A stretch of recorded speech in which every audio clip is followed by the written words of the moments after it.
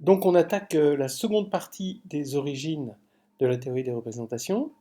Je vous rappelle que l'idée, c'est de calculer θ de g, c'est-à-dire le déterminant d'une table de multiplication d'un groupe fini, en remplaçant chaque élément petit g du groupe G par l'indéterminé xg. Voilà. Et on l'a fait pour les groupes cycliques, pour les groupes abéliens finis. Alors qu'est-ce qui se passe pour les groupes abéliens finis en général? Pourquoi on a réussi à le faire? C'est parce que on a démontré en général, en toute généralité pour G fini, que le produit pour alpha dans le dual de G, c'est-à-dire les morphismes de G dans ces étoiles, de somme de alpha de H, xH, divise ce déterminant. Bon, bah, ça, on l'a vu assez facilement.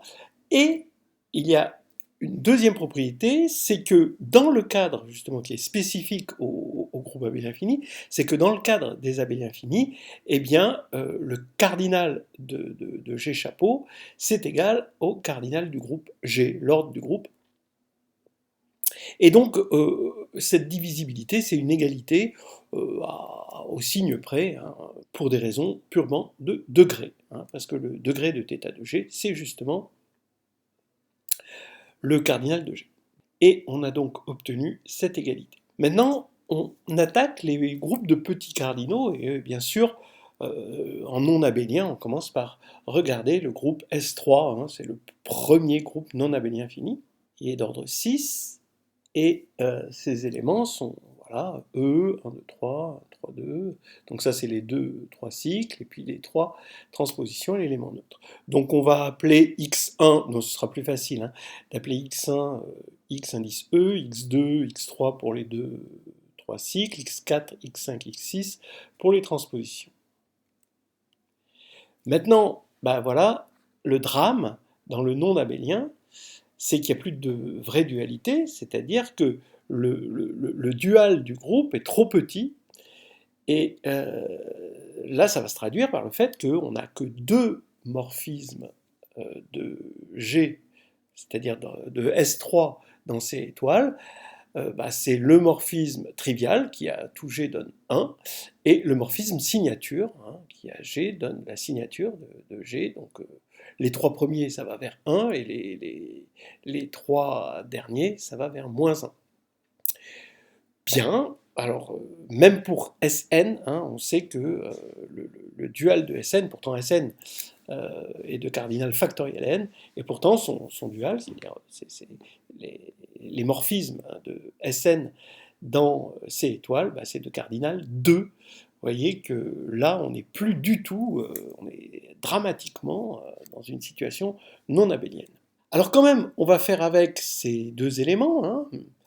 Si on reprend ce qu'on avait tout à l'heure, c'est-à-dire qu'on a cette divisibilité qui est toujours vraie, hein, ici, sauf que là, ça ne va plus être une égalité, évidemment, pour des raisons de degré, eh bien, on va avoir donc ici la somme, ici, qui va diviser θ de S3, et puis cette somme avec ces moins ici, hein, bien sûr, puisque ici on a des signatures moins 1, hein, c'est les transpositions, ici on a des signatures 1.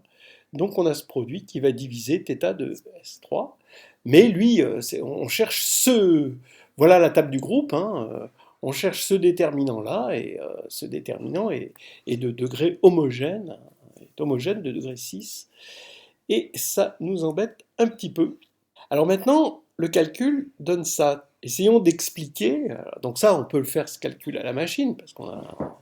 Et je pense que voilà, Dedekind, il l'avait fait, il l'avait trouvé, hein, ce calcul, il avait dû commencer à le faire avant d'envoyer la question à Frobenius. Donc, on va avoir U et V. Donc, U, c'est la somme des éléments de signature 1. Ici, c'est la somme des éléments de signature moins 1. Donc, on a ce U plus V facteur de U moins V. Et il nous reste encore un degré 4 à trouver, en quelque sorte, si on veut factoriser. Et là, on a un polynôme avec multiplicité 2. Et c'est un polynôme qui n'est plus de degré 1. C'est ça qui est marrant, c'est que c'est un polynôme de degré 2 avec multiplicité 2. Il vient à la fois le degré 2 et la multiplicité 2. Donc U1, le voici, V1, le voici, U2, le voici, et V2, le voilà. Donc, on a ça.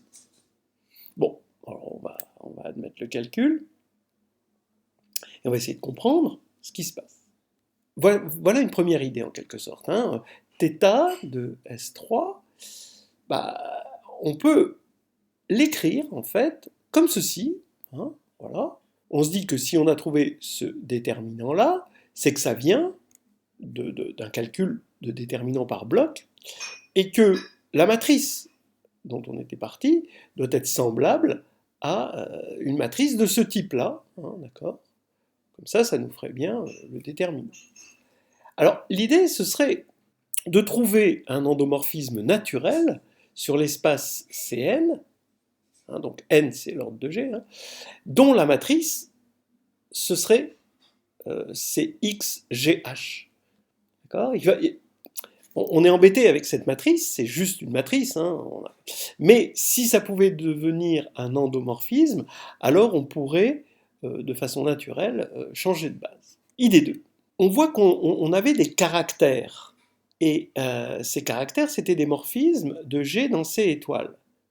Mais maintenant, C étoile, c'est GL1 de C, c'est-à-dire c'est le groupe linéaire de l'espace de dimension 1 de C. D'accord. Et donc on va remplacer ce GL1 de C, ce C étoile, par GLN de C. Voilà. Hein, donc là, maintenant, on avait ces espèces de valeurs propres, là c'est alpha de H, là, qui vérifiait alpha de GH égale alpha de G alpha H, hein, alpha G, pardon, alpha H, donc bon, je dis que c'est des valeurs propres, hein, regardez, hein, on va avoir des choses comme ceci. Hein. On va remplacer ça par des matrices propres, c'est-à-dire des sommes de phi h, phi de h, xh, où phi, c'est un morphisme, cette fois-ci, de G dans GLN de C. Donc il va vérifier phi de GH égale phi de G fois phi de H. Donc là, voilà, quoi, les représentations sont nées. Hein. Voilà. Hein, donc c'est de remplacer ceci par cela. Voilà l'idée qui provient en fait de cette vision, hein, avec des A là. On va continuer sur cette idée. Donc on a l'idée d'appeler ça représentation, hein, un morphisme de groupe qui va de G dans GLN de C. Alors effectivement, ça représente, c'est-à-dire que ce sont des matrices qui, en se multipliant, représentent ce qu'est la multiplication qui se passe dans le groupe. Et on dit que la représentation est de degré n, hein, parce que ça va dans GLN de C. Vous allez voir, hein, par la suite que la terminologie de la théorie des représentations provient bien des origines avec Dedekind et Frobenius, parce que tout provient, hein, le mot degré et le mot irréductible, ça provient en fait du monde des polynômes, hein, puisqu'on voulait factoriser un polynôme. Donc la représentation est de degré n. Alors voilà un exemple naturel, c'est la représentation par permutation, hein, c'est un exemple de représentation. On va envoyer une permutation sigma de S3 vers la matrice de permutation qui correspond, qu'on connaît. Bon, il n'y a pas de i ici, mais bon, voilà, c'est pas grave. C'est la matrice de permutation, et on a bien un morphisme. C'est-à-dire que quand on compose ici les éléments de S3, on multiplie les matrices ici. Voilà les 6 matrices de permutation, hein, dans le bon ordre. Hein. Les 2-3 cycles, les transpositions, l'identité. Alors, petit exercice, pourquoi ces matrices sont diagonalisables sur C? Alors c'est quelque chose d'assez connu, elles sont diagonalisables sur C, parce qu'elles sont dans un groupe fini, donc par Lagrange, elles vont toutes vérifier que x6 est égal à l'identité pour toutes ces matrices. Donc elles sont annulées par le polynôme x6-1, et donc qui est, bon, on le sait, sein des simples sur C. On voit donc bien l'utilité ici, hein, de travailler sur C, qui est à la fois algébriquement clos et de caractéristique 0. S'il nous manque une des deux, on est très embêté dans la théorie des représentations. Ces matrices ne sont pas simultanément diagonalisables, hein, sinon, évidemment, le groupe commuterait. Hein, voilà. On a ce qu'on appelle une représentation fidèle, hein, vous voyez, on a 6 éléments bien distincts. Hein, donc, c'est-à-dire que le morphisme, au départ, était ρ, hein, de représentation, et il était injectif. Hein, donc on a bien 6 éléments distincts. Et donc, ce n'est pas simultanément diagonalisable, parce que si elles étaient simultanément diagonalisables, ce serait commutatif, et donc le groupe de départ, par injectivité, serait commutatif aussi. Alors maintenant, il y a une droite stable commune D. Oui, on voit que 1, 1, 1, le vecteur 1, 1, 1, est un vecteur propre commun, d'ailleurs pour la valeur propre 1, à toutes ces matrices. Donc la droite engendrée, qu'on appelle la droite canonique, hein, de C puissance 3, la droite canonique va être stable. Et il y a également un plan stable H, H comme hyperplan, hein, lequel, oui, puisque toutes ces matrices sont des matrices orthogonales, hein, voilà, à partir du moment où il y a une droite stable, l'orthogonale de la droite est stable. L'orthogonale pour la forme canonique. Alors on peut dire tout ça avec des formes unitaires, hein, la forme hermitienne canonique sur C3. Et donc l'orthogonale, c'est-à-dire le plan d'équation x plus y plus z égale 0, qui est l'orthogonale de 1, 1, 1, en quelque sorte. Et bien ça va être aussi stable. Alors donc, je vais partir de H. C'est H qui va m'intéresser, parce que là, j'ai un plan. Vous voyez, le côté dimension 2 qu'on avait tout à l'heure. Je vais m'intéresser à ce plan. Et je vais dire, c'est le plan des triplés de C3, tels que Z1 plus Z2 plus Z3 est égal à 0. Il est engendré par 1 J2J et 1 J2, hein, puisque voilà, hein, on vérifie que c'est de dimension 2 et que ces deux vecteurs-là sont bien dans le plan et sont bien libres. Et maintenant, les automorphismes de permutation, c'est-à-dire qu'on va prendre ces matrices et on va les voir comme des automorphismes de C3 qui se restreignent, ces automorphismes, à H. H est stable par ces automorphismes, et tous ces automorphismes vont s'écrire dans cette base-là sous la forme on va regarder ces automorphismes, on va regarder leur matrice dans cette base, et puis voilà. Et puis ça va donner ceci. Hein, d'accord ? Donc P1 va devenir l'identité évidemment. P2, P2 c'est facile à voir. Hein, prenons P2. Lui, il envoie E1 sur E2, E2 sur E3, E3 sur E1. Et donc, il va envoyer, lui, sur J fois lui-même. Il va l'envoyer sur J1, J2. Hein, c'est assez facile à voir. Et donc, pareil pour lui, puis on va avoir ceci, là, on va avoir cette matrice-là, et Q3, celle-là, évidemment.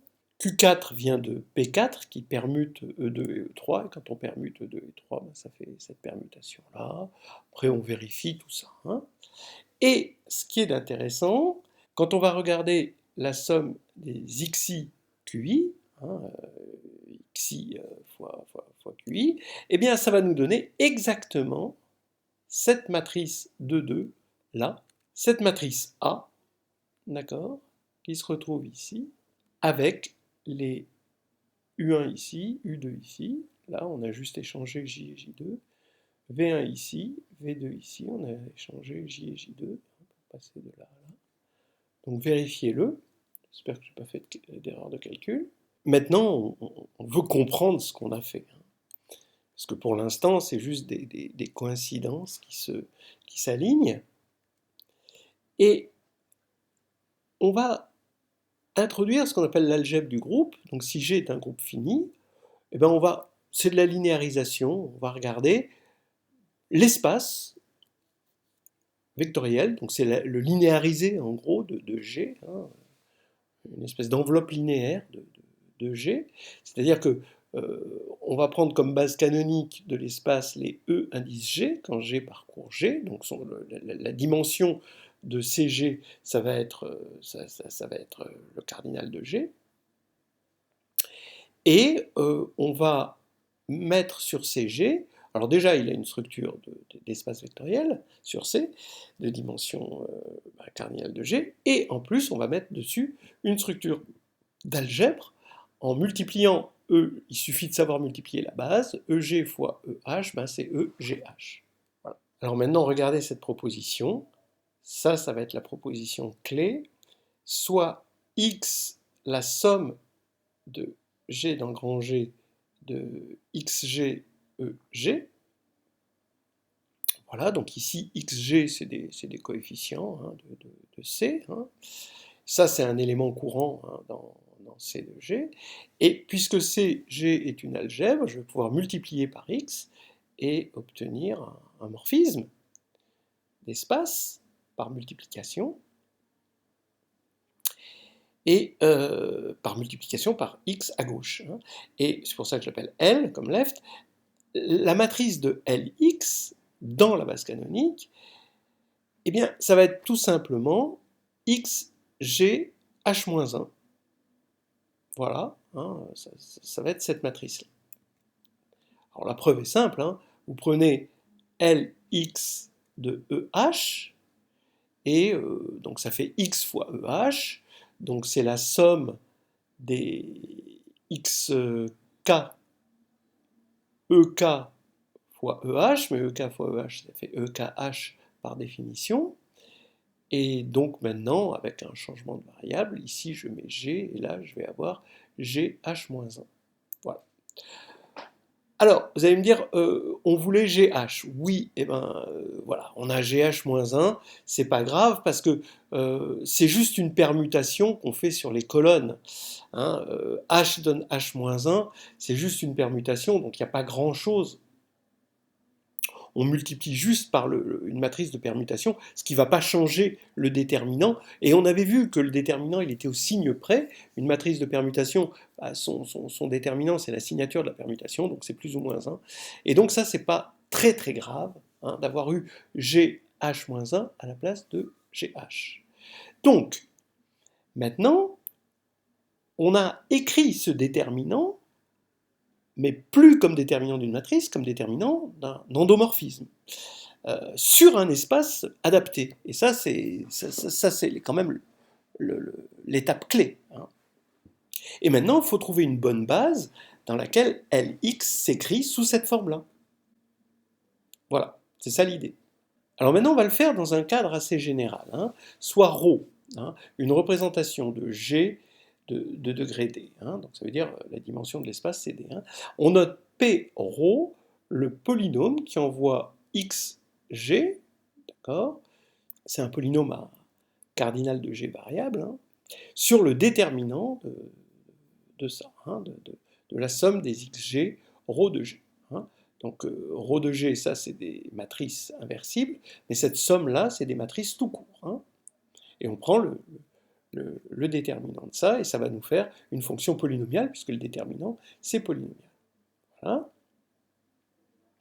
Alors, on regarde son terme, donc là ici, c'est des matrices D, d'accord, comme Dedekind, et son terme en XED, eh ben, ça, c'est pas difficile, hein, c'est comme si on veut connaître le terme en XE puissance D, parce que ça va être homogène de degré D, eh bien, il suffit d'annuler tous les autres XG, quand G est différent de E, ce qui nous fait le déterminant de XE ρ de E, donc comme ρ est une représentation, ρ de E, c'est l'identité, puisque c'est un morphisme de groupe, et donc on veut avoir det de XE id.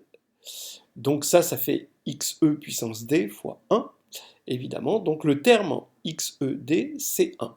Bon, très bien. Et maintenant, on cherche à aller un tout petit peu plus loin. On prend G différent de E, et on veut son terme en XE puissance D moins 1, XG. D'accord? Je vous rappelle donc que ce polynôme est homogène de degré d. Alors, bah, c'est comme si on annulait tous les éléments autres que E et G, cette fois-ci. Donc on prend le déterminant de cette matrice-là, mais le déterminant de cette matrice-là, si on regarde bien, c'est le polynôme caractéristique de xg rho de g en moins xe. Et on veut en avoir le terme en xe puissance d-1 xg. Bah, ça, c'est facile, il faut regarder le terme en xe puissance d-1 au signe près de ça, de ce polynôme-là. Et ça, on sait que c'est... Alors ici, on va avoir xg. Donc ça va être xg. Si on regarde le terme en xe puissance d-1 ici, eh bien c'est xg, c'est la trace de xg fois rho de g, au signe près, comme il y a un moins là, et qu'on cherche le terme en xe puissance d-1 fois xg, donc il faut enlever ce xg là, il ne reste plus que la trace de rho de g. Et voilà quelque chose, c'est-à-dire que on a un polynôme p rho qui va être, disons, unitaire en quelque sorte en xe, qui est donc homogène de degré d, unitaire en xe en quelque sorte, et dont le terme pour tout g différent de E, comme ceci, et ça va être la trace de rho de g. Hein. Bon, ça c'est... Alors, ceux qui connaissent la théorie de la représentation savent que ça c'est le caractère. Donc le caractère arrive, hein, ça encore c'est une autre terminologie, pourquoi on va voir pourquoi on appelle ça le caractère, et il arrive comme un certain terme important de ce polynôme, parce qu'on avait un terme un peu trivial, 1, et on est allé chercher un petit peu plus loin, pas très loin, et là on a le caractère. Alors voilà, maintenant on est arrivé au théorème central, le théorème prouvé par Frobenius, extraordinaire, hein, il a résolu le problème de Dedekind. Il existe une famille de représentations ρ, de degré d indice ρ de g, tel que ce déterminant, c'est le produit de polynômes p ρ d ρ, et ce sont des polynômes irréductibles, distincts, et d ρ, c'est exactement ce qu'on a vu tout à l'heure, c'est que d ρ, c'est exactement le degré de p. D'accord ? Tout à l'heure, on avait vu qu'on avait un polynôme de degré 2 à la puissance 2. Et en plus, ce polynôme est irréductible. Bon, alors ça, c'est intéressant. Et bon, on a le théorème, donc Frobenius énonce aussi le théorème sur le caractère. Donc ça, c'est cette trace, cette application qui a G donne la trace de rho de G, c'est une application qui est appelée application caractère. C'est le caractère de rho. Maintenant, si d ρ, le degré de la représentation ρ est égal à 1, eh bien, la trace, ici, ça c'est une matrice qui est 1, 1, donc la trace de rho de g, c'est rho de g. Donc on retrouve la notion qu'on avait tout à l'heure quand on allait dans C étoile, quand on avait une application de G dans C étoile, qu'on appelait caractère, parce que c'était un morphisme. Là, c'est plus un morphisme, mais ça généralise la notion de caractère, et c'est pour ça que ça s'appelle encore caractère. Mais il y a une autre raison pourquoi on a envie encore de l'appeler caractère. Alors, je vais donner l'idée de la preuve de Frobenius. Hein. D'abord, un petit exercice de classe prépa, on va dire, de colle, hein. On peut le donner en colle, cet exercice. Si A est une matrice de Mn de K, et LA, donc c'est la left, hein, c'est la multiplication à gauche par A, de Mn de K dans Mn de K, et donc ça c'est un endomorphisme de Mn de K, et le déterminant de cet endomorphisme, c'est le déterminant de A, puissance n. Donc n c'est la taille de la matrice. Voilà. Bon, c'est très facile. L'idée, c'est de décomposer Mn de K en somme directe de n sous-espaces de matrices. Donc vous prenez des matrices unicolonnes, ça veut dire que vous mettez ce que vous voulez, vous choisissez une colonne, la colonne J, et pour J, vous mettez ce que vous voulez comme élément de K dedans, et ailleurs vous mettez des zéros partout. Donc ça fait un sous-espace de dimension n évidemment, qui est stable par LA presque évidemment, et, donc, bon, par stabilité, on va pouvoir écrire dans une certaine base LA, hein, comme la matrice de LA comme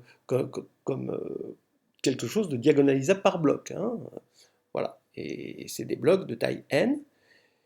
Et quand on regarde ces blocs, bah, c'est juste, puisqu'on a une colonne, cette colonne, vous pouvez l'écrire grand X, et c'est l'application qui a X donne AX. Donc on revient vraiment sur A, et le déterminant, bah, évidemment, c'est le déterminant de A. Donc on a n blocs, dont le déterminant c'est A, donc LA va s'écrire dans une certaine base, hein, par une matrice bloc, hein, avec des blocs de déterminant A et n blocs de déterminant A. Donc ça, c'est le déterminant. Donc voilà déjà une première chose, qui est un exercice de taupe. Hein. Alors maintenant, une définition. Alors une représentation ρ de G dans GLD de C peut se prolonger par linéarisation en un morphisme d'algèbre de CG dans MD de C. On sait, c'est le théorème fondamental de l'algèbre linéaire, hein, qui nous dit que si on a l'image d'une base, eh ben, on a une application linéaire. Là, on a mieux, on a l'image d'une base, d'accord, et G, puisque les éléments de G, c'est une base de CG, donc on a déjà une application linéaire de là vers là. Et en plus de ça, comme c'était un morphisme ici, ben ça va devenir un morphisme d'algèbre, puisque on a la compatibilité avec la multiplication. Alors maintenant, cette représentation ρ va être dite irréductible si la sous-algèbre ρ de CG, on appelle encore ρ, hein, le morphisme ici, donc ρ de C de G, c'est une sous-algèbre ici, et ça agit sur C puissance D, hein, bien sûr, et donc on veut voir si, quels sont les sous-espaces stables, hein, de cette sous-algèbre, et on dit que c'est irréductible si cette sous-algèbre n'a pas de sous-espace stable non triviaux. Donc les seuls sous-espaces stables par tout ρ de CG, eh bien c'est 0 et C puissance D tout entier.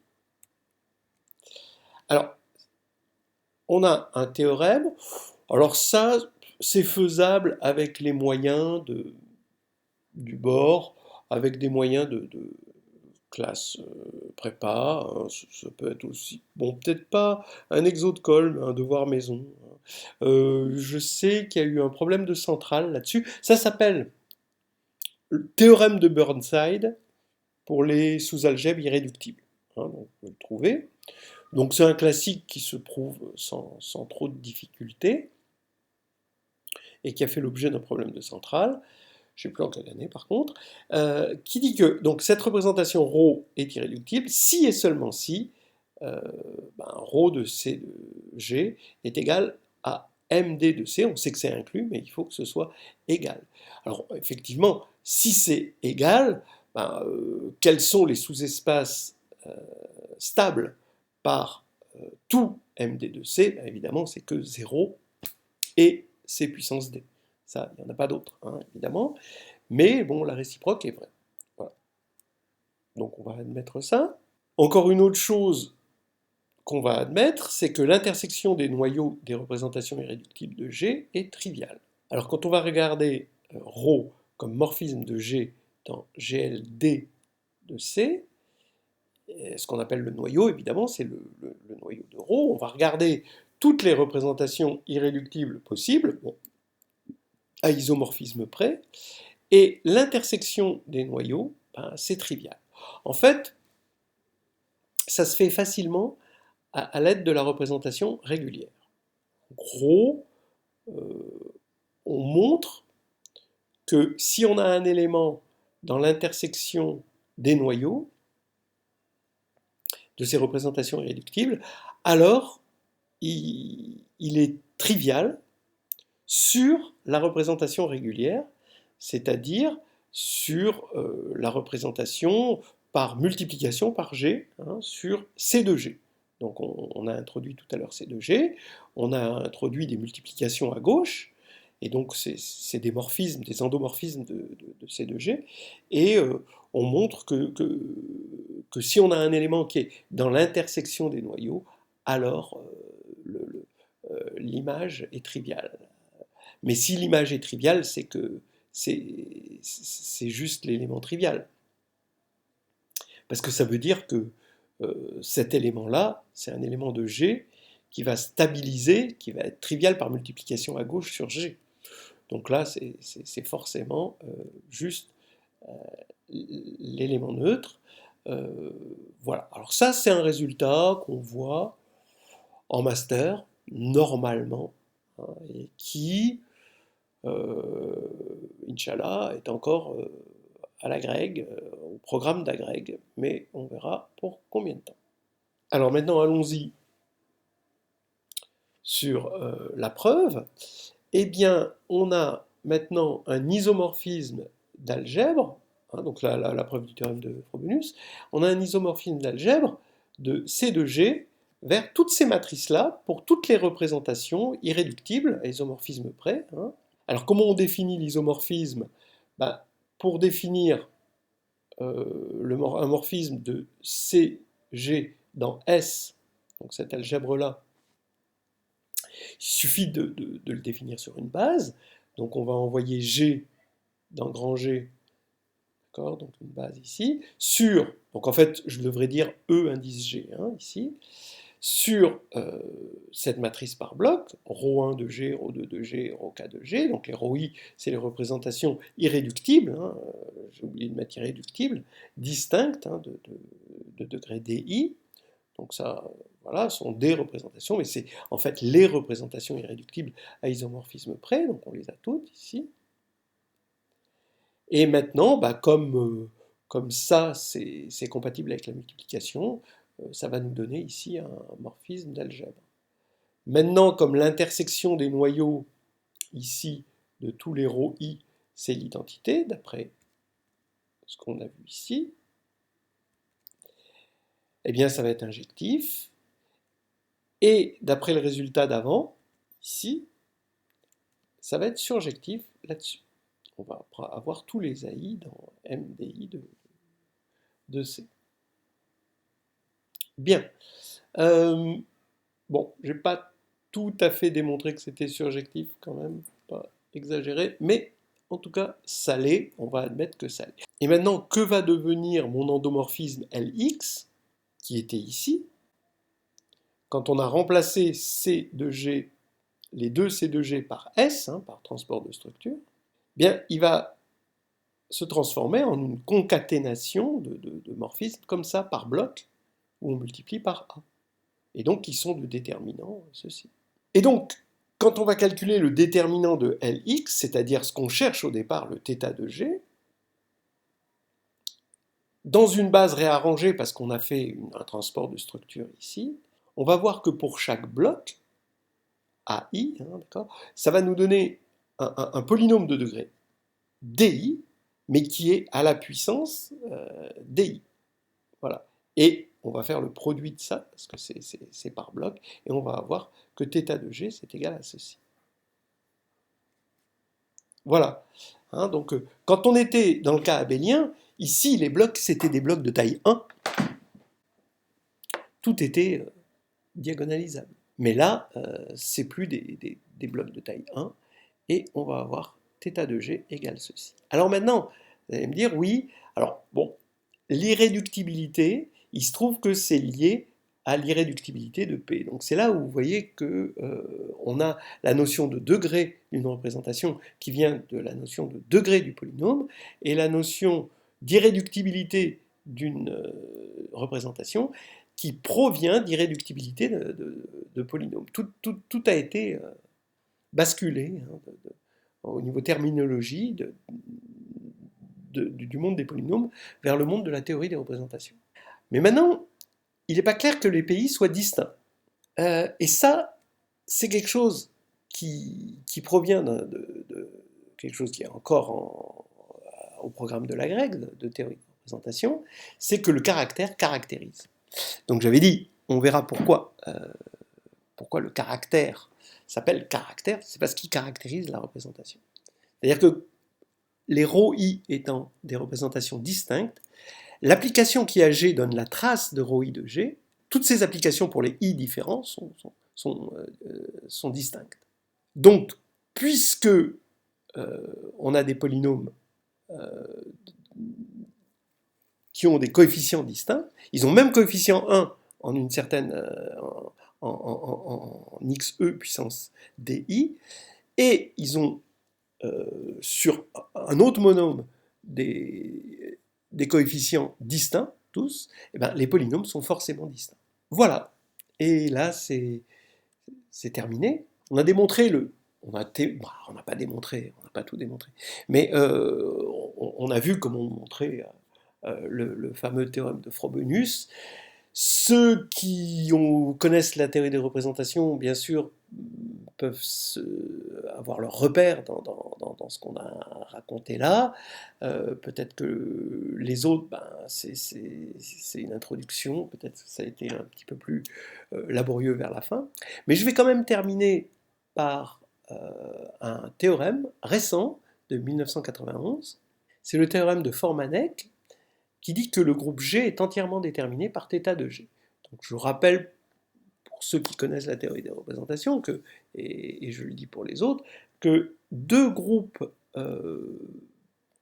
finis non isomorphes, comme par exemple le cas du groupe D4, le groupe diédral, le groupe du carré, et le groupe H8, donc le groupe appelé quaternionique, ils ont même table de caractères, donc les représentations, et quand on regarde juste ce qui caractérise les représentations, c'est-à-dire leurs traces et donc leurs caractères, eh bien les deux groupes ont même table de caractères.